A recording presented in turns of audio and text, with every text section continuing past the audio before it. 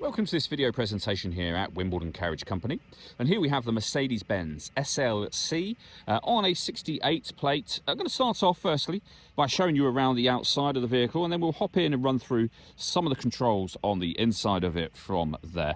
From the outside, you can of course see it's a two-door convertible car with alloy wheels. We're going to start off in the boot space area first of all. As we approach the back of the car, of course the roof is down at the moment, which is occupying that top section of this boot area. You still have that space underneath, of course, but this is what it looks like with the roof back up again. As you can see, you get loads of additional space once that roof is up. Before lowering the roof again, you just need to make sure this tray is in place here and locked in place. The roof then occupies this section, and of course, as you've already seen, that is your storage space underneath it. Okay, so we're just going to work our way back around to the front of the car, and as I mentioned, we'll hop in and run through some controls from there. Now that we've done a full circle of it though, firstly you can see the alloy wheels are all in pristine condition, as is the bodywork the entire way around the vehicle. A great looking car. Just briefly before we climb in, I think it's well worth seeing the interior from this exterior point of view. There's plenty to run through on the dashboard, so let's hop in and we'll do that right now.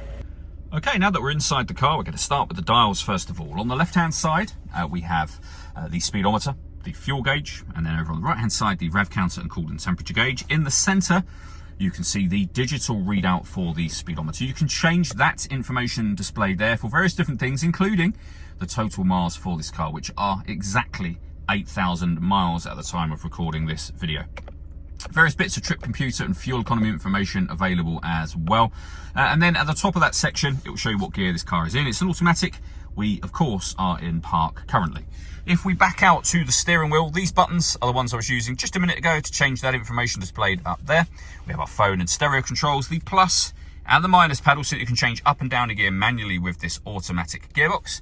And then over into the center, the main screen for the car. So up on here, you can access all of these various different menus. The movement that you see me making on the screen is being done predominantly using this dial just here. You can, if you wish to, use the buttons on this unit, but just using the dial, I've accessed the satellite navigation. You can see a really nice clear color display. It's a very easy system to use. You can go back a step with the dial again.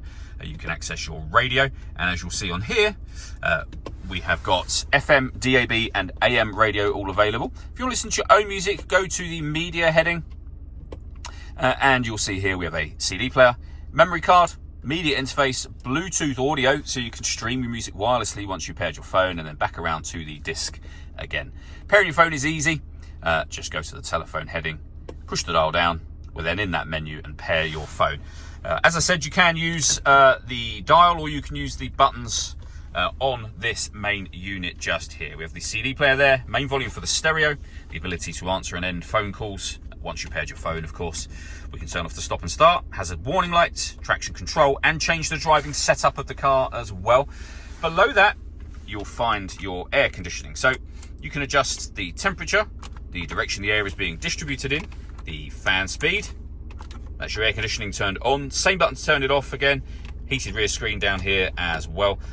In this section, we have the locking wheel nut, some storage, a 12-volt charging socket, the gear lever for the fully automatic gearbox. So we're in park, which is on that button.